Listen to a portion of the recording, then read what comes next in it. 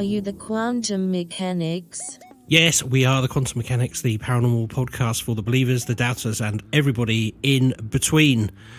And how many kelpies? It's about 8 kelpies today. Yeah, it's pretty kelpy. I was thinking it's good weather for covert chemtrailing. Oh, that's a very good shout, yes. Covert chemtrailing. You know, it's that fine kind of heavy rain, but, you're not going to look up at the skies because they're so grey. So I think if you're going to do some covert chemtrailing, today's the day. That is a good top tip. And if you've got a USO... Yep. You could probably take it out for a bit of a sky drive. Yeah, nobody's going to notice. Nobody's going to notice, yeah. There you go. Paranormal weather update for you. Although with the amount of rain we're having, we are going to run out pretty quickly, aren't we, of unique ones? We're going to have to go back to the Kelpie scale. Yeah, the Michael Fish is like the Michael Fish scale. Yeah. What else we're going to say at the beginning? Thank you to Mark Burgum for joining us as a Patreon. Very much appreciated. Yeah, that's really great. Thank you very much for that, Mark. Welcome on board. He went to patreon.com/TQM pod. I like the way you subtly weaved that in there. I am like, when we started listening to Chris Evans on The Breakfast Show, everybody did. Yeah. And then we realised quite quickly that he was also selling Rice Krispies, and he was quite good at selling Rice Krispies. I'm feeling like I've developed that thing where I'm able to talk about Kelpie weather and also slightly sell the Patreon. Yeah. I'm learning. You're learning. You're doing very well. Yeah, and on those sales messages, so obviously, if you join the Patreon program, we'll give you a name check on the podcast, just because that's fantastic that you've done it. We also post some little snippets of what we're working on, and of course, as soon as we've finished recording this podcast and edited it, it will be available on Patreon earlier than the official release. So that's what we're up to so far, and I'm sure we'll be adding more as we go along. So if you want to join us, patreon.com/TQM pod. Marvellous. Thank you very much. Thank you. So today, Ben, I've been thinking, outside of the UFO whistleblowers that have been going on, there have been 2 other stories that have been running over the last couple of months that have really caught my attention. One of those is about paranormal panic on planes, and the other about the dangers of artificial intelligence. AI anxiety, I'm calling it. Oh, that's a good word for it. Yeah. Now, the panic on planes. Yes. You mean the woman screaming, "That guy isn't real"? That one, and there's another couple of other ones that happened last month as well, which I'm briefly going to go into. Oh. Because I wondered if these 2 kind of panics could be linked. The paranormal panic on planes and the artificial intelligence anxiety. And I'll come on to that. I'll come on to that. But let's start with this paranormal panic on planes. So the internet wave has been fueled by 3 recent incidents on commercial airlines. The first incident that sparked online attention is the one that you've just mentioned, Ben. It involved a woman on an American Airlines flight departing from Dallas-Fort Worth on July the 1st this year. The woman became emotionally disturbed and began claiming that there was a person on the plane who was not a real human being. Now, this woman became agitated and left the plane before takeoff, claiming that everyone might die. I've seen the video. It's actually quite disturbing. It is quite disturbing. And actually, on all these, I did consider putting clips of these in, but I just feel... I'll get on to why not. One, because everybody's seen them, and secondly... there's something about them I find a little bit uncomfortable watching. A bit like, some of those Karen clips, you're thinking, no, these are people who have got mental health issues, and I'm just watching them, and that seems wrong. Yeah. I don't think we should be exploiting mental health issues now. Yeah, and I'm not saying all these people have, but it does come to mind. Yeah. So there was speculation online as to whether this not real person, as she described it, was a ghost, a robot, or even there's some theories about lizard aliens, which always seems to come into it with these things. Now, another video emerged a few days later of a British man aboard a Ryanair flight. Now, this video was filmed a few days before the incident with the woman in Dallas, but only kind of hit the internet after the Dallas one.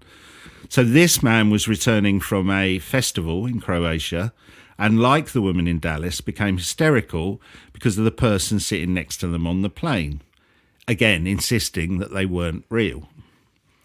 The man rushes towards the door of the aircraft, insisting he needs to get off. He's restrained by passengers and removed from the plane. So this happened, I believe, before it had taken off, obviously, because they took him off the plane, or they may have turned round.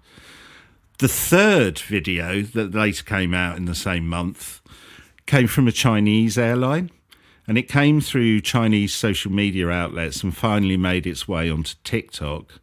So the man in this clip becomes extremely agitated, and he claimed he was caught in a time loop. And this was his sixth cycle reliving the moment. Oh, like a Groundhog Day kind of thing. Yeah, he claimed the flight was going to crash and that he kept coming back through the time loop trying to prevent the plane crashing. That's terrifying if he was believing that. Yeah. He also, I mean, there's various things about how we were kind of enslaved by evil, I think, robot forces he talks about. He also claimed that the cabin crew were not human, and so there's various things. I mean, he's incredibly distressed and was removed from the plane. Yeah, so I do wonder whether some of these people in the clips are either suffering from some kind of temporary or long-term mental health struggle, possibly exacerbated by alcohol or drugs. I think certainly the Ryanair one, I mean, the guy was coming back from a music festival. There's a chance he may have taken something before getting on the plane. Those issues seem more logical explanations than the paranormal one for me. And I did some research, and this type of loss of control is especially prevalent on planes. So according to Martin Seif, who's a clinical psychologist, and he works with clients who have this paralysing fear of flying, he says the term fear of flying is a misnomer. It's fears of flying, because a plane is a perfect storm, a connection of all these different fears.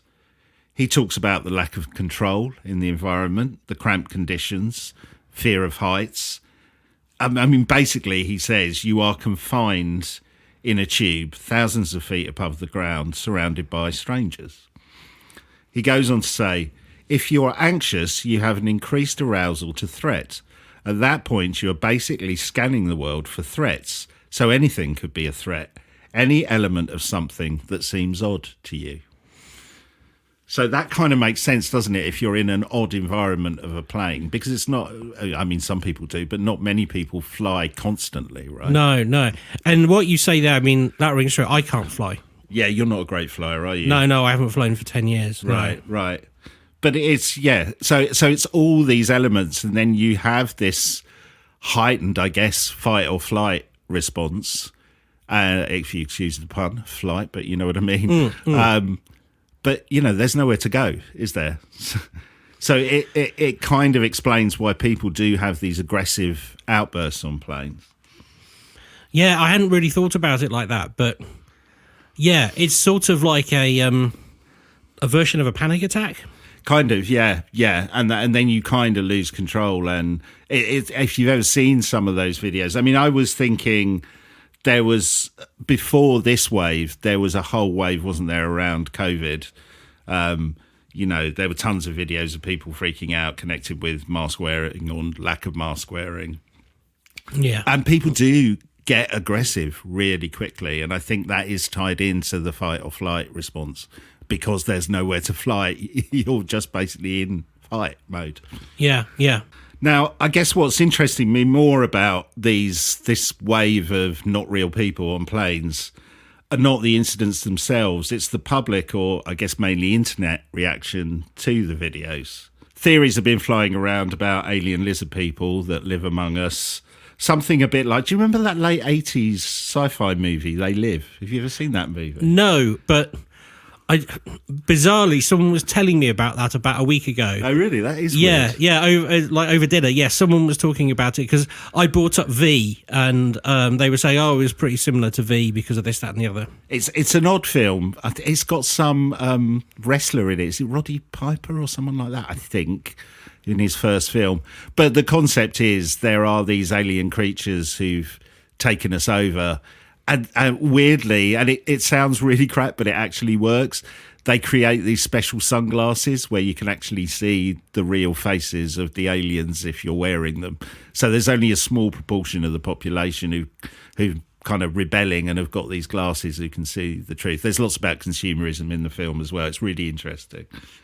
But basically online with these 3 videos, there's been all this stuff that gets tied in with deep state conspiracies about controlling the population, rumours spreading that the people in these videos were freaked out about some kind of alien or deep state robots disguised as human beings, because that seems a feature of all 3 of these that have come out.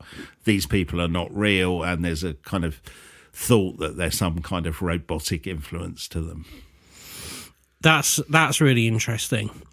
So, and this is because... So, I guess, are you sort of thinking, well, because this idea of like the Terminator is coming to get us, yeah, this is expressing itself in these fears? Yeah, well, that's what I started to wonder, whether there was a connection between the paranormal events on the planes, or paranoid events, I should say, on the planes, and the other existing paranoia, which is about artificial intelligence at the moment, because there's so much about it, right? They may not be directly connected, but I think it's interesting, this feature of people on the plane who are not real, and this, at least in some of them, that they're somehow robotic, I think is really interesting. Yeah. And there have been some bleak and scary warnings from some of the founders and leaders in the AI community and development, basically saying that if we're not careful through our use of artificial intelligence, we could become victims of our own creations, right? Very much so. And I could see how that could happen. Yeah, definitely. In fact, according to the BBC, dozens of the leading players in artificial intelligence, including the heads of OpenAI and Google DeepMind, have supported a statement published by the Centre for AI Safety that states, I quote, "Mitigating the risks of extinction from AI should be a global priority alongside other social scale risks such as pandemics and nuclear war." Extinction by AI, God. Yeah, I mean, that's pretty strong language, right? It's not surprising there's a bit of paranoia out. These are the experts in the field, right? Yeah. There is. I mean, ChatGPT, I know this is the naive, like, that's not what it's about, Ben, but every time I've tried to use it, I told you I was trying to use it to help me with another piece of work, and I asked it if it could help me locate a quote by a particular author I was researching, and it gave me a quote, and it didn't sound right. Oh, it made it up. And yes, I said, "Is that really a quote from that author?" He said, "No, I made it up." Right, great, okay then, fine. Didn't it almost kind of belittle you for talking about the paranormal as well? Oh, it did. Yes, it said, yes, because I was. That was right. I was researching that guy who Genies, wasn't it? It was genies, yes, and it said, oh yes, he wrote extensively about his encounters with genies in the Far East. No, he didn't. He didn't. And then it sort of, I said, can you tell me any more true genie stories where I might be able to find them? And he said, genies aren't real, and you should take everything the paranormal with. It didn't use the word pinch of salt, but it did. What it was saying. It didn't really like me researching the paranormal. Oh, and then my favourite thing about it was, I said, look, this research is no good. And it said, oh, well, let me go away and research it and I'll come back. And I said, how long will that take? It said about 5 hours. And I said, okay, fine. What will you do? And it said, I'll email you. Can I have your email address? So I gave it my email address, and it said, I'm afraid I can't email you. And I said, why not? It said, I have a chat system that isn't connected to email. And I said, right, so you are going to research this essay for me? No, I'm not. I can't do that. So he just basically lies in alternate sentences. There is something quite sad about that, Ben, that basically an AI chatbot just wanted to get rid of you. It was going to tell you anything, right? Because I hadn't thought about it like that. I reckon if you'd have kept going, it would go, oh, yeah, genies are real. Just say they're real. They are. Go away. Yeah, yes. I'll research it. Just come back. Yeah. Well, as I said, there are some credible voices in the artificial intelligence world warning of the dangers, so I guess we can't discount them. But are they just being paranoid, I wondered? And certainly, like a stressed out person on a plane, we can all get carried away with stories that make, as you said, the Terminator movie look like a documentary, right? Yeah. And I was thinking about this, Ben, and I think I've been a victim of this paranoia to a certain degree. So I've mentioned a couple of times on the podcast before the story of an experiment where two AIs were told to communicate with each other, and then they quickly developed their own language. So their human observers couldn't understand what they were saying. And I think I've said before, the scientists became so unnerved by this that they pulled the plug on the two AI machines. Yeah, we've heard that story, and I've mentioned it a couple of times. And that does sound terrifying, right? Yeah, it does. Well, I decided I'd dig a bit deeper into that story. And maybe it's not as terrifying as the internet has led us to believe. So this story first surfaced in 2017. It involved an experiment by Facebook where they set two artificial intelligence programs the task of chatting to each other. Yes, they did quickly adapt the English language to their own type of language, and the scientists did struggle to follow what they were saying to each other. And yes, the scientists ended up pulling the plug. But it wasn't quite as disturbing as, I guess, the HAL 9000 in the movie 2001. You know, these things weren't going crazy singing Daisy, Daisy and trying to kill their human masters. So let's go deeper into the story. Let's start with the experiment itself. So Facebook challenged its chatbots to try and negotiate with each other over a trade, attempting to swap hats, balls and books, each of which were given a certain value. The experiment quickly broke down as the robots appeared to chat to each other in a language that only they understood, but which appeared mostly incomprehensible to humans. The robots had been instructed to work out how to negotiate between themselves and improve their bartering as they went along. So that was the programming that went in. But they were not told to use comprehensible English, so that allowed them to create their own shorthand, according to researchers.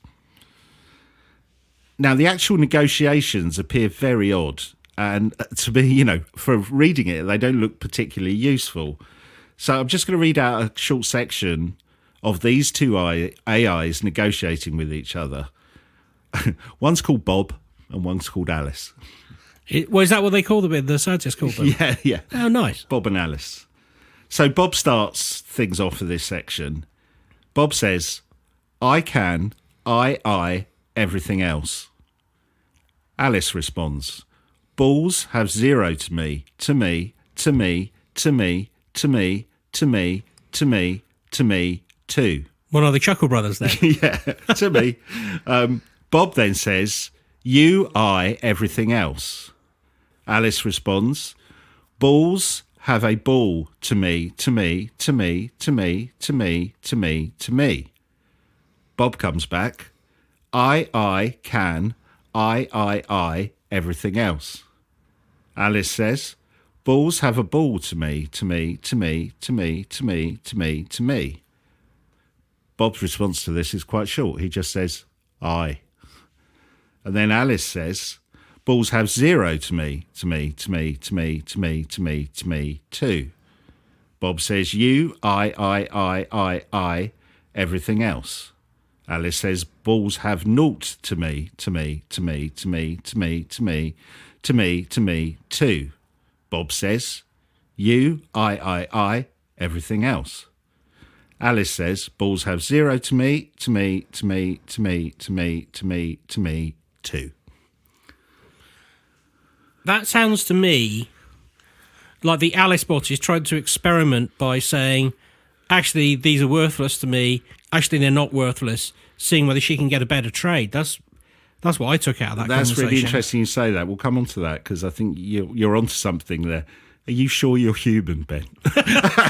I'm not. No. You know that years ago there was that really weird, looking back on it, show on the telly where the family had a little girl who was a robot. Do you remember that one? Oh, vaguely. And like it was like in the same era as Different Strokes, right? But it was like a dad and like he was a professor and he created this little girl who, to all intents and purposes, was human. But sometimes he had to like rewire her because she didn't understand something. And I always thought, I wonder where my wires where your wires are, yeah. Because I can see a lot of me in her. Right, that's interesting. Well, in terms of that conversation, the things that hit me was, firstly, it didn't sound that chilling, did it? Not really. And secondly, a lot of it seemed like repetitive gobbledygook, unless you're Ben, who seemed to understand it perfectly well. I just grew up watching Chucklevision. I get that. To you, to me, to you. Me, yeah. Researchers did find some logic in this bizarre AI conversation. This is interesting. It appeared that the multiple use of the words me and I were not some kind of glitch, but part of the negotiation. In fact, the two AIs did complete a successful negotiation after this conversation. Facebook asked researcher Dhruv Batra to look at the exchanges, and he gleaned some patterns in the conversation. He determined the AIs had created some kind of shorthand so they could negotiate with themselves more effectively. He said, like if I said the 5 times, you might interpret that to mean I want 5 copies of this item. This isn't so different from the way communities of humans create shorthand. So I took that as the use of the words multiple use of the words I and me were kind of giving a value to an item, in this case, the ball that they were negotiating for. Yeah, that makes sense. Now, a linguist called Mark Liberman took things even further, wondering whether the AI chat could be a precursor to a new form of human speech. So he points out that languages all have their roots in the spoken word or gestures rather than being text-based. So I guess he's saying this could be the start of a new text-based language. And I mean, you know more about computer programming than I do. I know very little of it, but I also wondered this use of the word me too, to me. It almost felt like the binary, like zeros and ones in coding to me. Yeah, and that idea of assigning values to it. So what I was seeing there was kind of like. It's what I heard were things like, ball means nothing, but I want to me, I want 5 things in return. That's the sort of thing that I was picking up from it. Yes. Yeah, definitely. I'll come on to that in a minute because you're onto something there.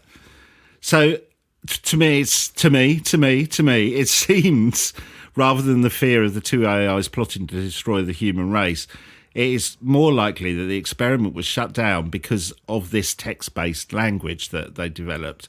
A Facebook researcher called Mike Lewis points out that the company chose to shut down the program because, I quote, our interests were having bots who could talk to people. So, Ben, these AIs were not doing what the experiment needed. They were communicating with each other successfully, but unless you're Ben, that conversation wasn't much use to a human being. Yeah. And you're right about what you were saying a short time ago. So, an interesting side note is the chatbots also learn to negotiate in ways that seem very human. They would, for instance, pretend to be very interested in one specific item so that they could later pretend that they were making a big sacrifice in giving it up. Right. Which is kind of what you were saying, right? Yes, yeah. I mean, that's the old used car salesman's trick. Yeah, exactly. Oh, your car, don't know. They're not. There's no demand for black cars anymore. Yeah. Vintage Ferraris. The market's not there anymore. I'd love to take it off your hands. Look, I'll do you a favour. Yeah. Undoubtedly, there is a lot of paranoia and exaggeration when it comes to the threats posed by AI, but you still can't get away from the fact that leading people in the field have grave concerns, right? Yeah. And in terms of what to do with this episode, I got a bit stuck at this point because I was like, what do I do? And then it struck me, why don't I talk to an artificial intelligence chatbot to see what it thinks? So that's what I did. I interviewed a chatbot this week. Didn't pose as Paul Chuckle, did you? I did. To me. Exactly. I didn't take up much of its time, Ben, as I knew they were busy writing essays for students. But here is the short interview that I did with the chatbot. I started by saying, everybody is worried about artificial intelligence. Why? Worries and concerns surrounding artificial intelligence are multifaceted and stem from various aspects. So, Ben, the AI then provided me with a list of concerns. These included job displacement. As AI technology becomes more advanced, there is a fear that it could replace human workers. Ethics and bias. AI systems are only as good as the data that they are trained on. Privacy and surveillance. Widespread adoption of AI technologies, especially in surveillance systems and data analytics, raise concerns about individual privacy and potential abuse of personal information. Security risks. As AI technology evolves, so does the potential for malicious use. Lack of understanding. AI algorithms are often complex and can be difficult to interpret or explain. Existential risks. Some experts and thinkers worry about the potential long-term risks associated with AI, such as the emergence of super-intelligent AI that could surpass human intelligence and cause unforeseen consequences for humanity. Terminator. Yeah.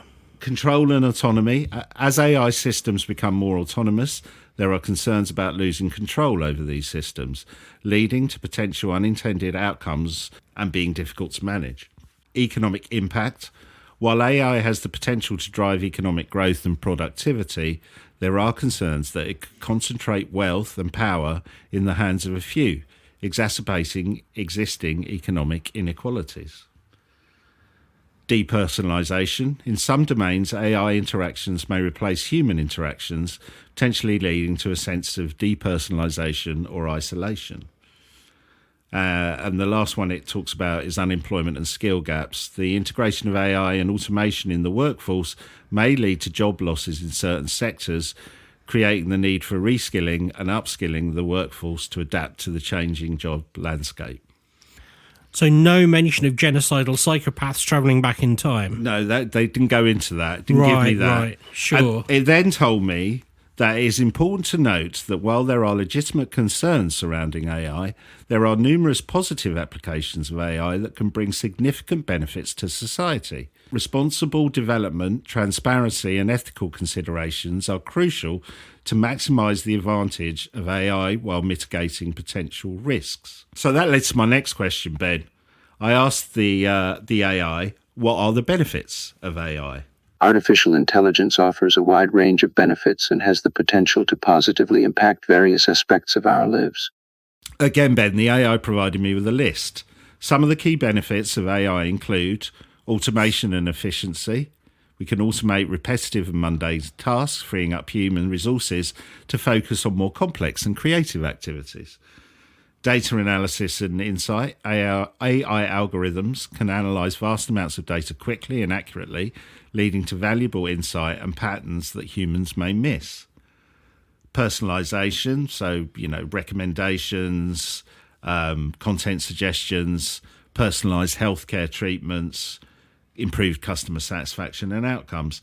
And I think the healthcare one is a really interesting one because it then goes on to say healthcare advancements.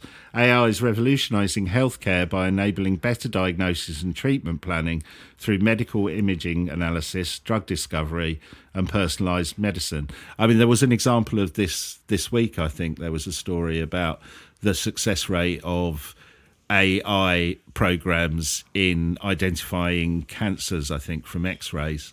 Oh, okay. Much, much, much more successful than a human being doing it. Improved safety. AI is used in various safety critical applications like auto vehicles, where it can help reduce accidents and improve road safety.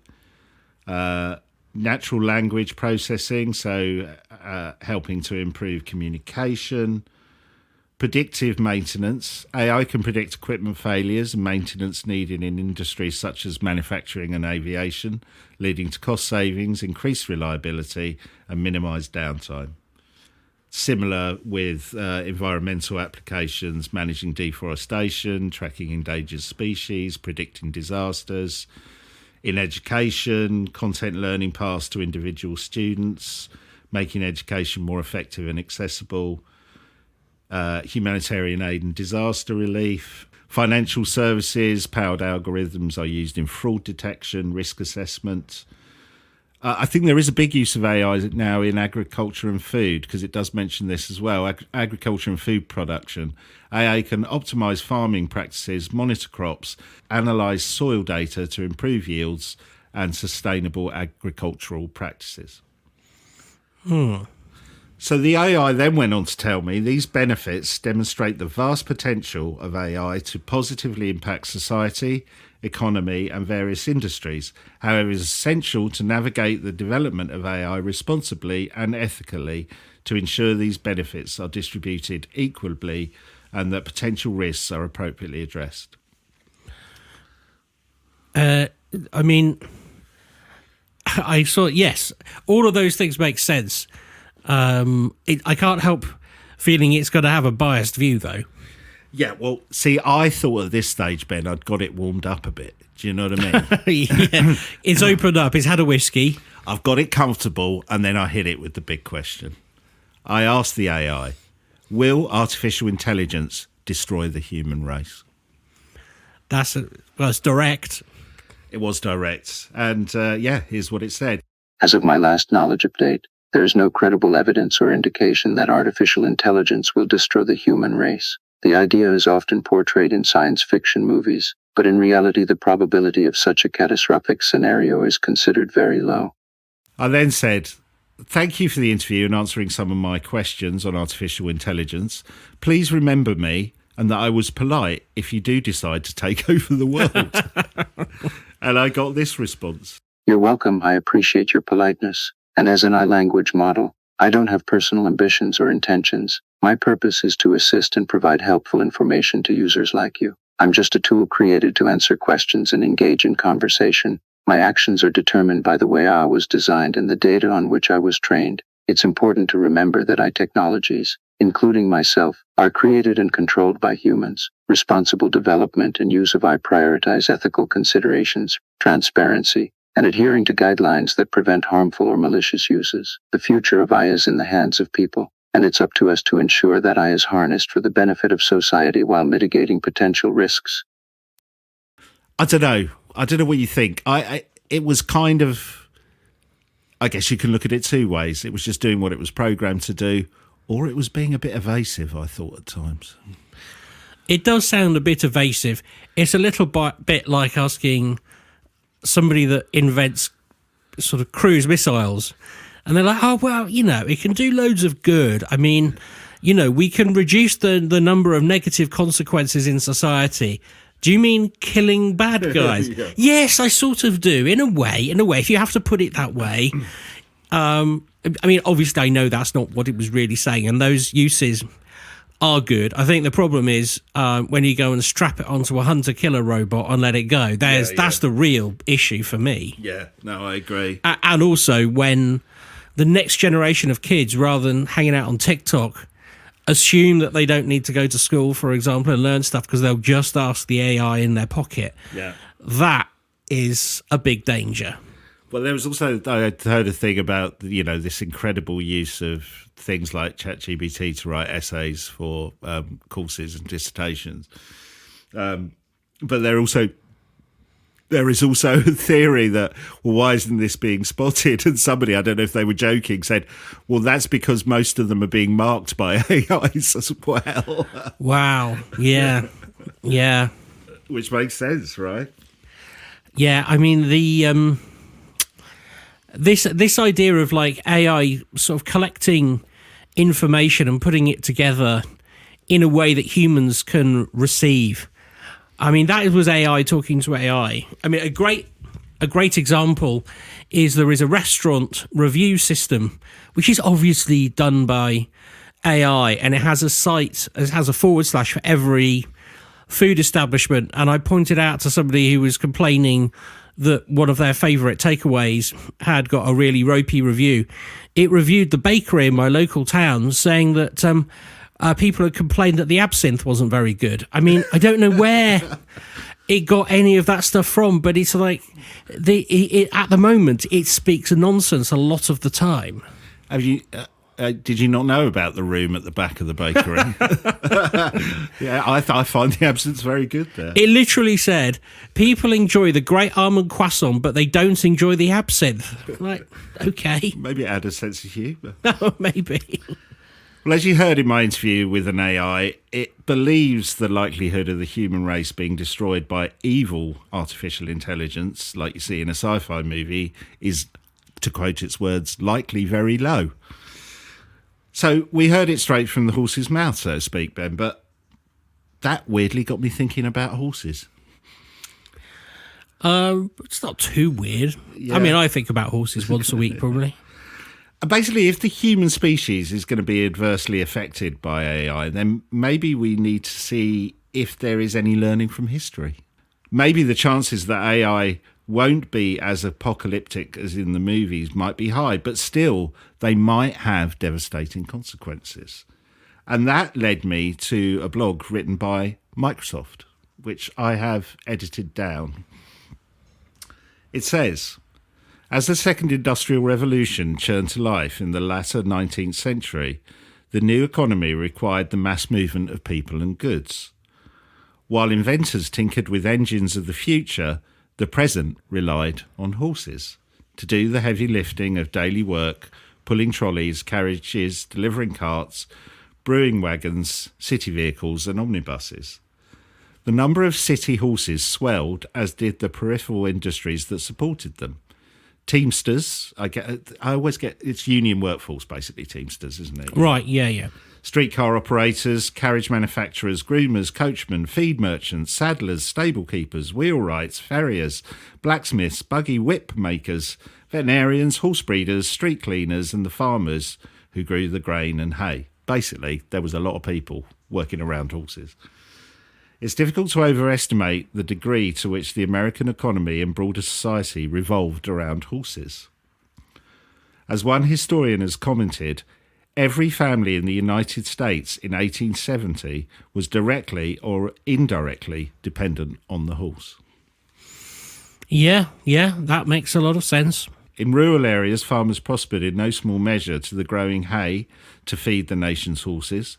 One horse for every 5 people. And each, it says here, each horse ate a lot of hay. Yeah.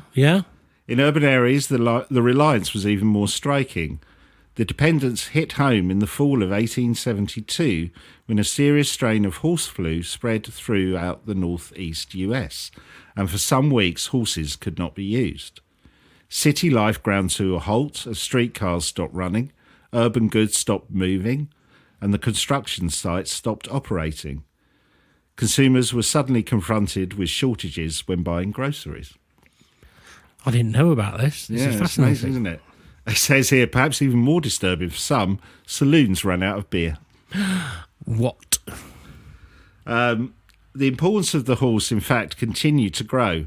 Across the US, Teamsters numbers rose from just over 120,000 in 1870 to 368,000 by 1890, so that's within 20 years. Number of street railway employees rose similarly over the same period, from around 5,100 to more than 37,000. Then from 1890 to 1900, leading cities saw the number of Teamsters skyrocket, jumping 311% in New York, 350% in Philadelphia, and 675% in Chicago. In 1890, more than 90,000 people were employed by the wagon carriage industry, producing more than 1 million vehicles, totaling $32 million contribution to the burgeoning economy. Wowzers. So that's just the wagon and carriage industry. Right, yeah. It's incredible, isn't it? It is. But beyond New York and other big American cities, inventors were forging a new world, one which did not rely on horsepower. By 1908, entrepreneurs were producing cars in earnest, and their work couldn't have come at a more fortuitous time. By the start of the 20th century, Americans had grown weary of the disorder of society and called for better sanitation, order, safety, and above all, efficiency. The hard-working horse seemed antiquated and a wasteful, dangerous means of urban transport. This is amazing. In 1908, New York's 120,000 horses produced a pungent 60,000 gallons of urine and 2.5 million pounds of manure every day on the city streets. Yes, I think there was a panic in London that I think a politician said London is in danger of sinking under horse manure, basically. Right, yeah. That sounds like New York was exactly the same. As Americans' obsession with automobiles grew, their fondness for horses as a means of transportation declined, and the arrival of the car and electrified railways provided the horse's death knell. People rapidly adopted mechanised transportation. In 1900, 6,000 horses hauled New York trolleys, more than all US cities combined. But just 17 years later, the horse-pulled trolley took its last trip and the electric tram took over. So gone within a space of 17 years. This is sort of a familiar story, really. Yeah. By 1902, 90% of America's street tracks were running on electricity. Motorised buses also stole routes from the horses. And in July 1907, the final horse-drawn coaches were replaced by the country's first urban motor bus line. By the late 1910s, cities became inhospitable to the poor horse. Slippery asphalt was replaced dirty roads, neighbourhoods began banning stables, and growers were opting for more imported fertiliser instead of manure. As the horses vanished, so did the numerous jobs that relied on the horse economy. In 1890, there were 13,800 companies in the United States in the business of building carriage pulled by horses. But by 1920, there were only 90 such companies remaining. As the horse industry collapsed, other industries came to life. So in 1903, the year Henry Ford founded the Ford Motor Company, 11,235 automobiles were sold to America. Just a decade later, Ford flipped the switch on his first assembly line in 1913, cutting time to build a car from 12 hours to 2.5 hours. That year, the number of cars produced in the United States mushroomed to 3.6 million, a 300-fold increase since Ford founded his company. By 1923, the country was producing 20 million automobiles a year. And, of course, this fueled all the kind of relative industries that go along with it, right? Right. But life carried on. Well, this is kind of the point of the article, but I'm going to get back to that. By 1917, New York was the epicenter for the country's automobile sales rather than urban horses. Shops that sold wagons, carriages, harnesses and saddlers on Broadway were replaced by supply stores selling tyres, ignitions, speedometers, batteries and carburetors. There are interesting insights to be gleaned from the shift from horses to automobile. As with automation and artificial intelligence in our day, it was a shift driven by new technology. But it wasn't driven by technology alone, and its ultimate impact in many ways was by no means predictable at the time. As one author has noted, what appears today as obvious, the transition from horses to cars, was in many respects a far less inevitable thing. As she points out, the replacement of animal power took a particular form that resulted in cultural choices made by energy consumption at the turn of the century. In short, cultural values and the political movement contributed more to the rapid adoption of cars. In a similar vein, it would be a mistake to assume that technology trends such as automation and the use of artificial intelligence will be driven by technology and economics alone. Perhaps even more significant, technology transitions tend to have an indirect but nonetheless sweeping implication that are difficult to predict at the outset. In many ways, this is because of the broader economic dynamics involved. Take the example, the impact of the automobile's adoption on American agriculture. The resulting decline in horse population cut demand for horse feed and contributed to an agricultural depression in the 1920s, which worsened even further during the Great Depression. A weak agricultural sector was dragged on the entire US economy in 1930. In 1933, at the height of the Depression, the Bureau of Census concluded that the transition from horses to cars was one of the main contributing factors of the present economic situation and had affected the entire country. So basically, from there on in, Ben, this Microsoft article goes, okay, we don't know what's going to happen, but we adapted from the change from horses to automobiles. And yes, there was some short-term pain, but in the end, there was a benefit, right? We haven't got all these horses dropping their stuff everywhere, and things changed. So the Microsoft article does kind of close with a positive tone. Yeah, a more optimistic tone of the potential of AI, comparing it to the human transition from horses to engine power. And it's really interesting as well that, of course, looking at things from the opposite lens, turns out that cars were probably even more dangerous than horses, but people didn't know that at the time. But now we're adapting. We're looking at new ways of powering them. We're looking at new ways of producing them. And that is something that's come about by our learning to live with that technology and exploit it. Yeah. And I can see that also is an allegory for what could happen with AI, because you don't know what the dangers are until you get into it. And I can imagine there's at some point you could see, perhaps it does become too dangerous to have them on your phone because it destroys society. So a law is passed saying you can't have mobile AI devices. I'm not saying that will happen. I'm just saying, you could imagine that happening, or you could imagine having AI-free zones. You might see a start in, if restaurants suddenly become automated with AI, maybe you start having human restaurants and they become a fashionable thing. There's all sorts of things that could come out of this. Yeah. What I took from the article was actually something different to what it was trying to portray in a way.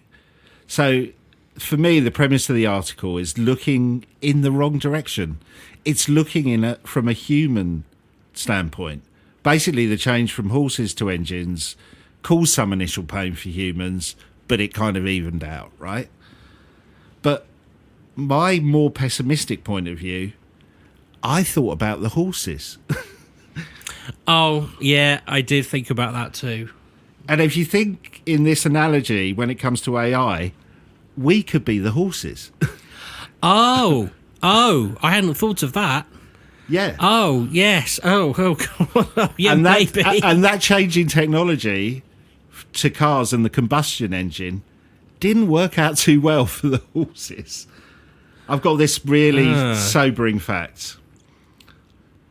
In 1915, there were 21.5 million horses in the US. And I checked, 100 years later, in 2017, that number is down to 7.2 million. That's a 66.5% decrease. Right. And in fact, it's been going up a bit because of the kind of the use of horses for recreation. But there was a period earlier where it 21.5 million horses to a couple of million at some point. Yeah, that is. I mean, in that example, are we the horses? Well, in that example, it's like the use. It's I guess the thing that is persistent there is we're talking about transport. Whereas maybe what you're saying is the similarity is between who is the dominant intelligence. So far we're the dominant intelligence. So we're the horses in that example because we are the only dominant intelligence. And then the AI comes in and becomes the dominant intelligence over us. That's what you're saying. It's not like... Well, I think it's even simpler than that. You know, because of the way the majority of the world works, so what don't we need anymore, potentially, in an AI world? We don't need lorry drivers. We don't potentially need lawyers, right? It's just a bunch of data that could go in. So you've got all these elements within our community that may not have work anymore. Now, the argument against it is, well, we can all go and, follow creative pursuits. Live on the beach, all that kind of stuff. But I don't know if you remember. I remember when I was quite young, listening to my parents saying, because there was a big thing about at the time, going, everybody's going to be working a 3-day week. Yeah. And there's going to be loads of leisure time because of the advances in technology. Yeah, 100% remember this. Yeah. And now people are working longer than probably our parents did. Yes. And more time, you know what I mean? So it's not like we go, okay, we've freed up all this time, so we're all going to start painting and making music, because the economy doesn't work that way. So no. That feeds in to kind of paranoid thoughts of me of like, unless we kind of address that, how's it going to work? Yeah, I agree. That is, I don't look at it as a utopian thing. I think perhaps, I don't know, maybe I'm being naive, but I think it will help people be better at doing what they're doing.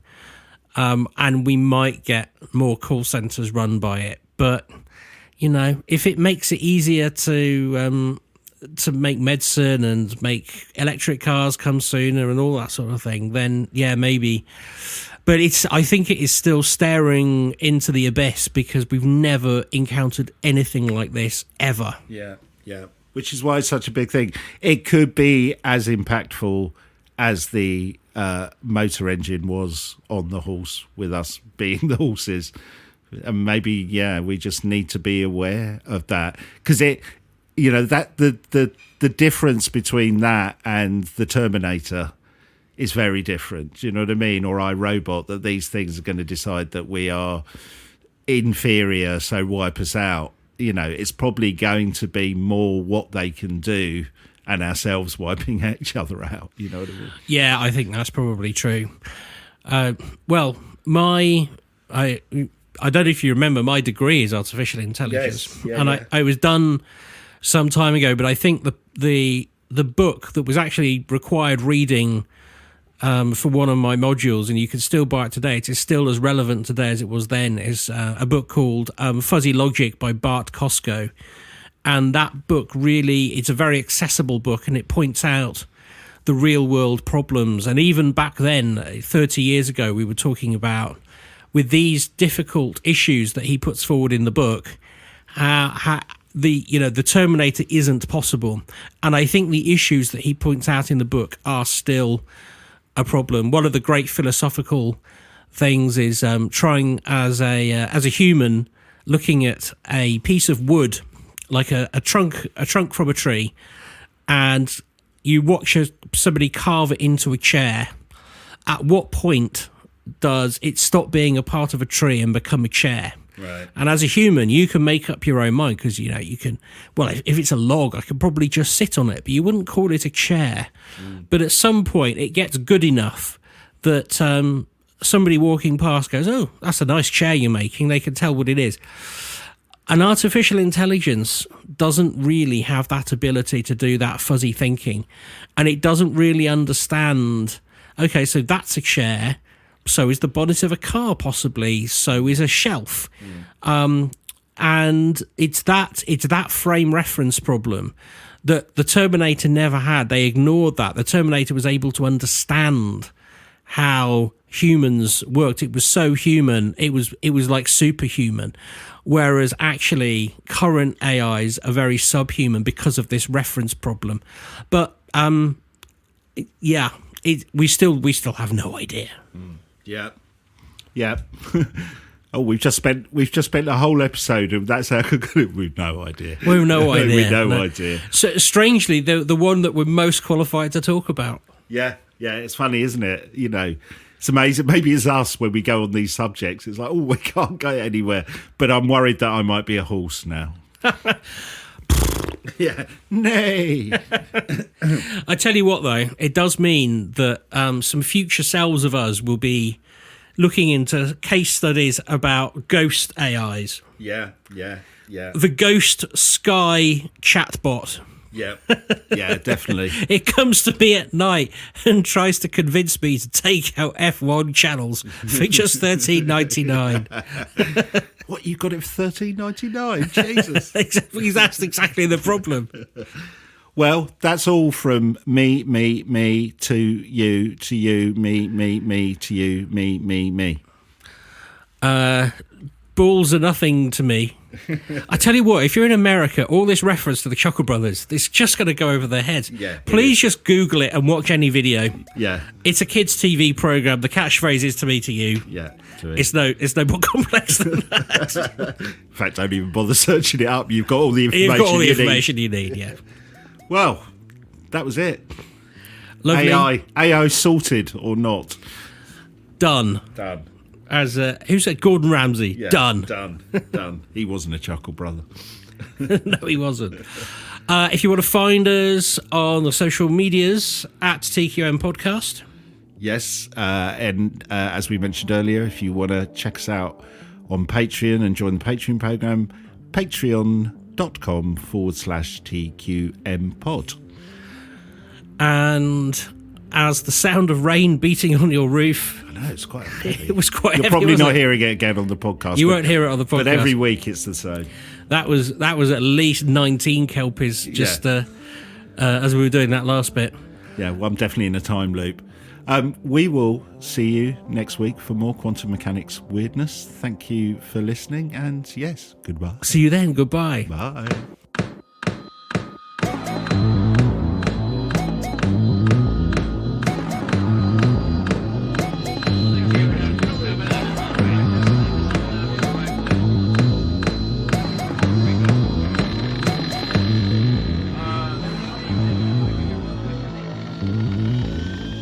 Are you the quantum mechanics?